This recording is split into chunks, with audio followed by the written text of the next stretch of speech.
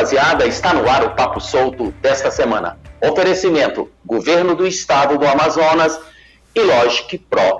O entrevistado de hoje é o Dr. Anelson Souza, tributarista. Dr. Anelson, bem-vindo ao Amazonsat, bem-vindo ao Papo Solto. Olá, Adão, tudo bem? Obrigado pelo convite, é um prazer estar aqui com vocês.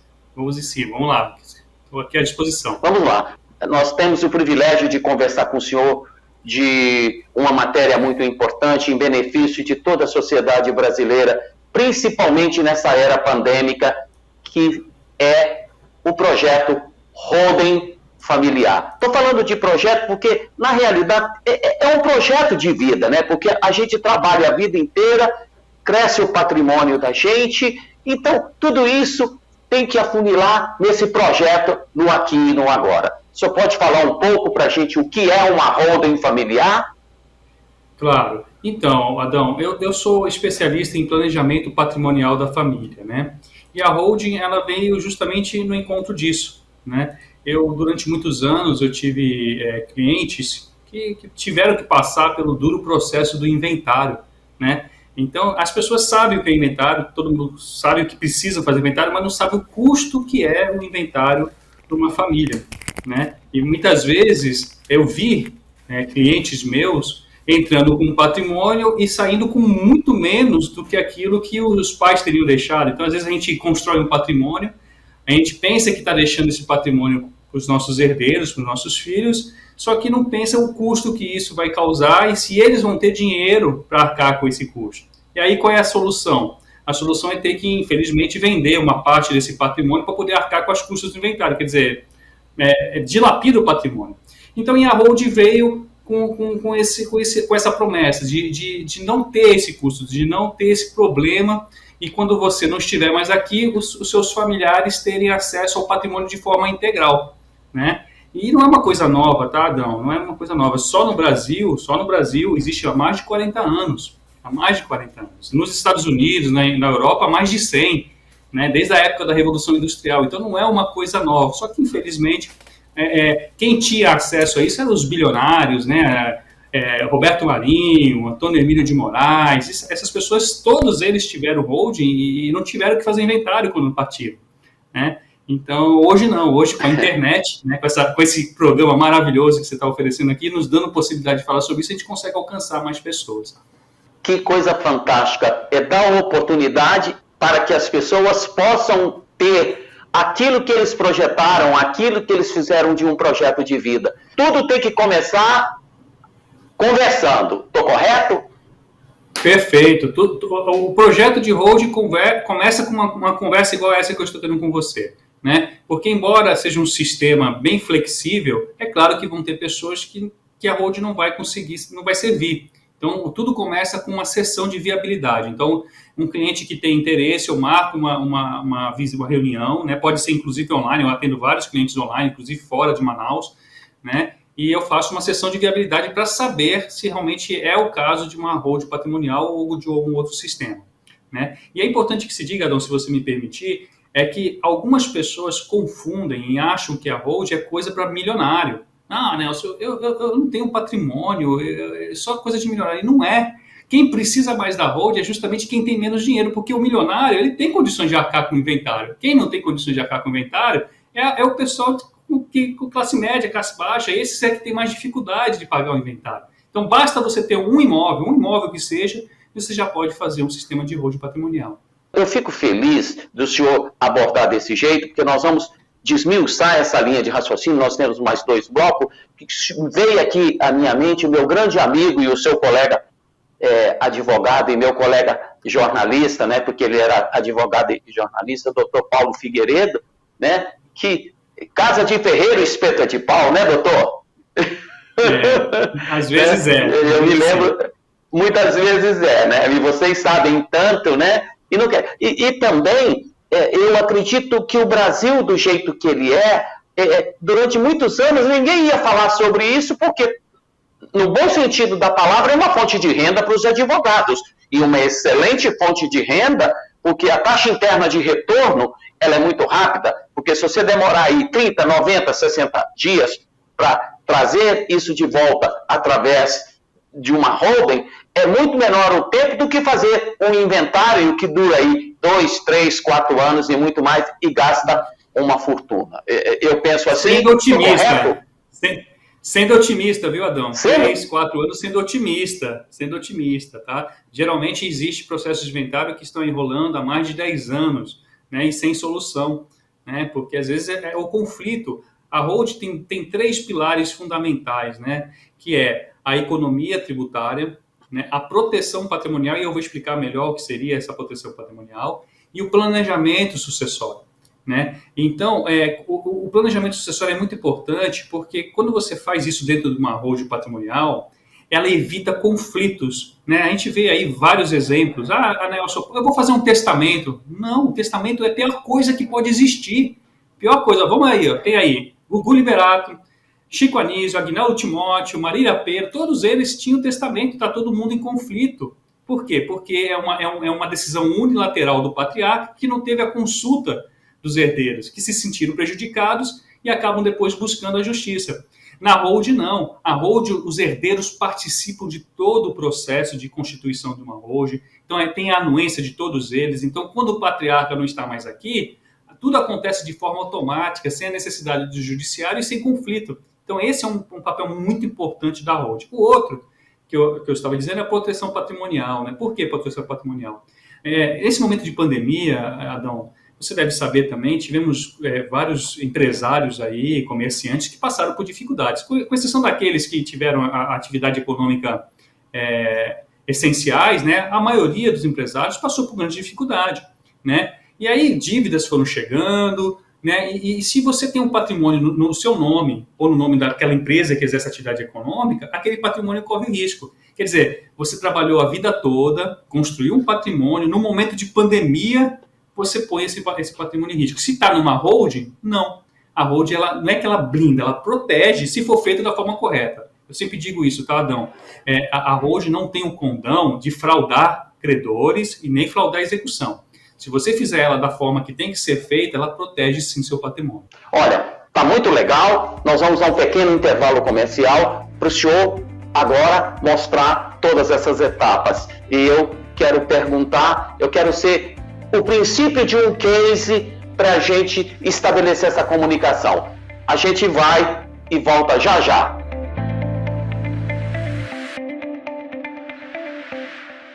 Governo trabalhando para melhorar a sua vida. Estado regulamenta transporte nos rios. A nova lei aprovada na Assembleia Legislativa é um marco para o Amazonas e vai garantir um transporte mais seguro e de qualidade para milhares de passageiros. Reconstrução da M010 foi iniciada. 366 milhões de reais estão sendo investidos na recuperação de 250 quilômetros da rodovia para melhorar o escoamento da produção e fomentar o comércio e turismo. 3.000 vagas em cursos de qualificação serão oferecidas para a população de 12 cidades. São 68 cursos, seguindo a vocação de cada região, com foco na geração de emprego e renda. Governo fomenta setor primário nos municípios do Alto Solimões. Cerca de 1.500 famílias foram beneficiadas com os recursos, que somam mais de 275 mil reais. Governo do Amazonas. O trabalho fala pela gente.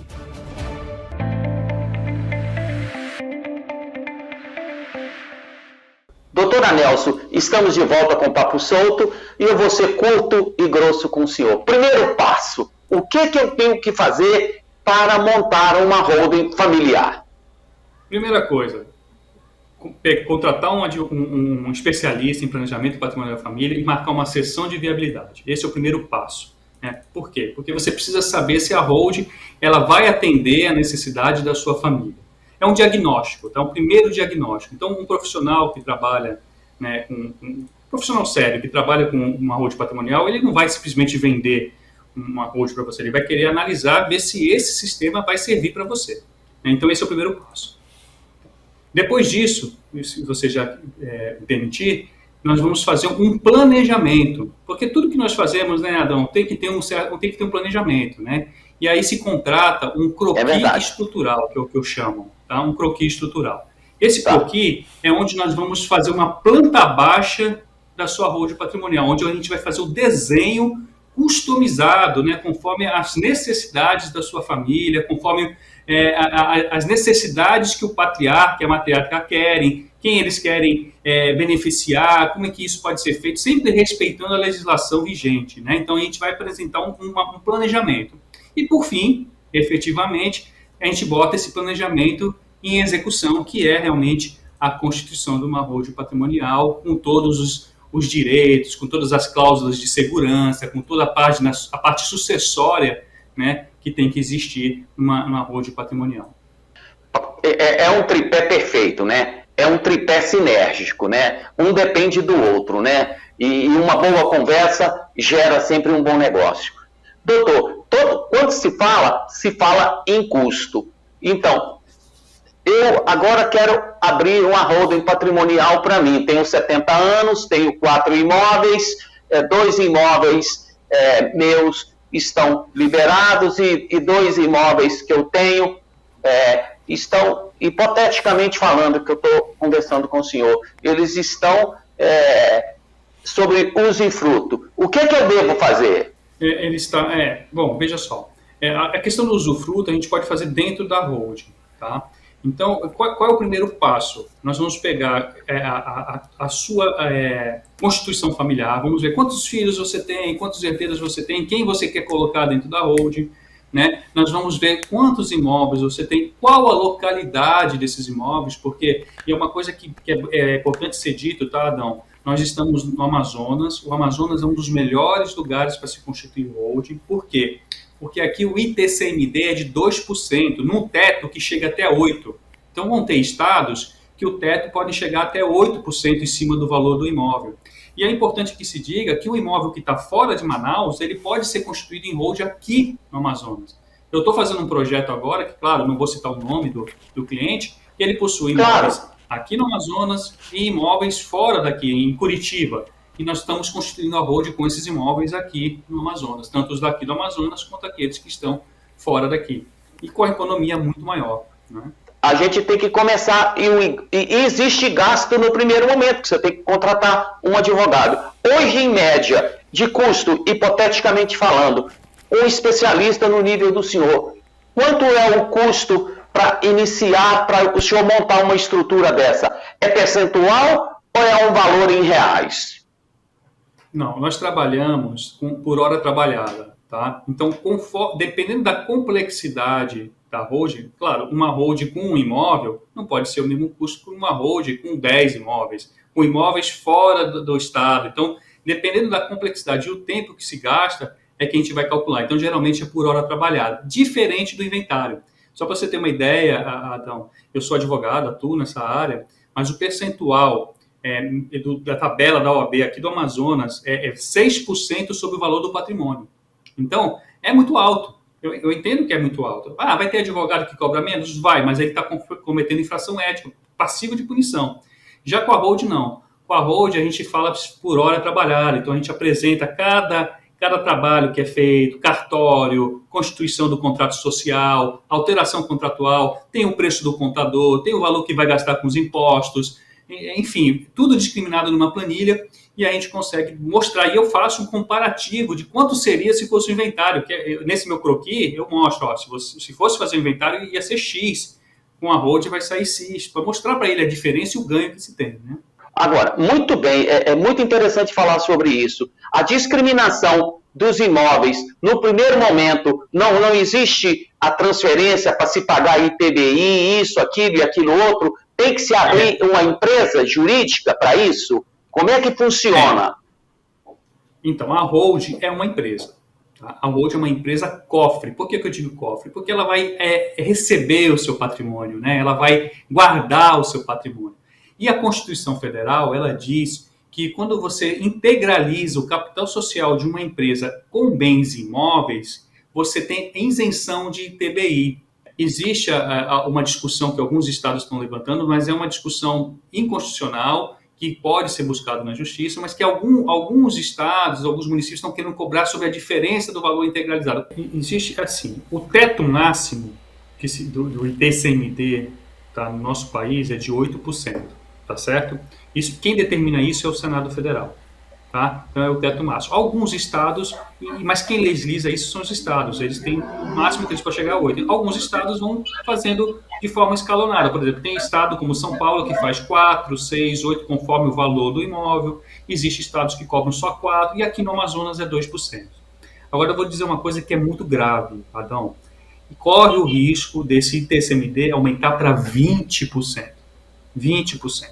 Então, se aumentar para 20%, imagina o quanto não vai custar o inventário. E você acha que vai aumentar? Tenho certeza que vai aumentar. Por incrível que pareça, o Brasil é o país que menos tributa herança, tá? Nos Estados Unidos é 40%. Aqui é 8%, nos Estados Unidos é 40%. Lá nos Estados Unidos, qualquer pessoa só compra imóvel pela pessoa jurídica. Ninguém compra imóvel lá nos Estados Unidos pela pessoa física. Por quê? Porque senão eles vão ter que um dia fazer a sucessão disso, vão ter que passar a herança e o imposto lá é muito alto, dilapida o patrimônio. Entende? Então aqui no estado do Amazonas, que é um dos melhores lugares para se constituir uma holding, até mesmo para fazer inventário, é 2%. Muito bem, eu estou adorando. Vamos fazer o seguinte, nós vamos a um pequeno intervalo comercial e a gente volta com esse papo solto, tá bom? Tá demais, o senhor sinta a liberdade de acrescentar qualquer coisa que eu não tenha perguntado para o senhor, porque todos nós precisamos de aprender. Quer dizer, é um produto que existe há 40 anos e que não está disponível para as pessoas. Estamos aprendendo junto e usando o AmazonSat, as redes sociais, a comunicação e os amigos para estabelecer comunicação com todo mundo. Vamos lá, a gente volta já já.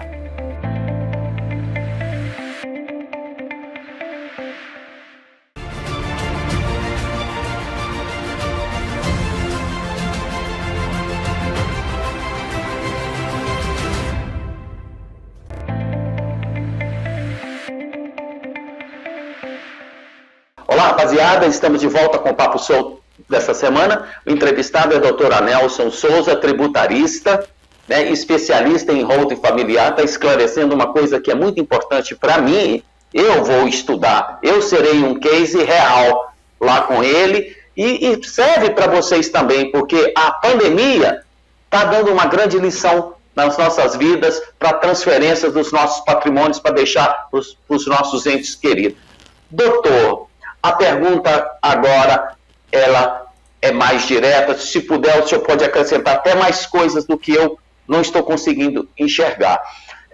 Só paga o ITBI. E os cartórios, nesse primeiro momento, não envolve cartórios? Essa era uma curiosidade que eu tinha. Porque toda vez quando você compra um imóvel, você passa pelo ITBI, do ITBI você passa pelo registro de imóvel, e do registro de imóvel você passa para o cartório fazer a escritura.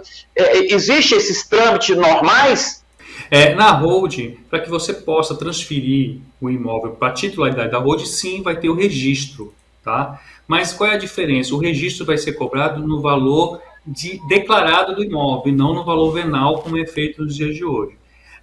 Escritura não é necessário fazer, porque o próprio contrato social da empresa, ele serve como escritura. Tá? Então tem a lei das personalidades jurídicas que diz que aquele próprio contrato pode ser levado a registro, independente de se fazer uma escritura pública, tá certo? Então o custo vai ser só com o registro e não com a escritura. Em cartório é isso, tá? Aí, diga, pode perguntar. Mas é fantástico ouvir.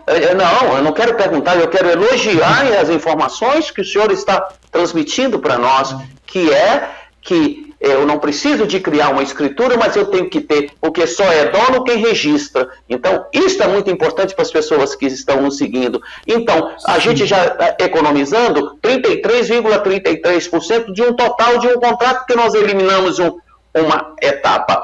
A outra pergunta que eu faço para o senhor, qual é o valor do meu bem hoje? Por exemplo, tem bens que o conceito do valor do bem, do valor venal, é uma coisa, e o valor de liquidez é outra. Quer dizer, esses valores não batem, porque eu digo, vale tanto e não acha quem paga.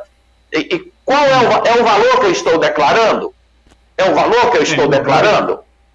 Não. Para a hold, nós vamos utilizar o valor declarado. Então, por exemplo, vou dar um caso hipotético, tá, Adão? Se você comprou um imóvel há 15 anos atrás por R$300 mil e hoje o valor de mercado dele é de 700 mil, na hold nós vamos usar os R$300 mil e todos os impostos, taxas vão ser utilizados em cima desse valor de 300 mil.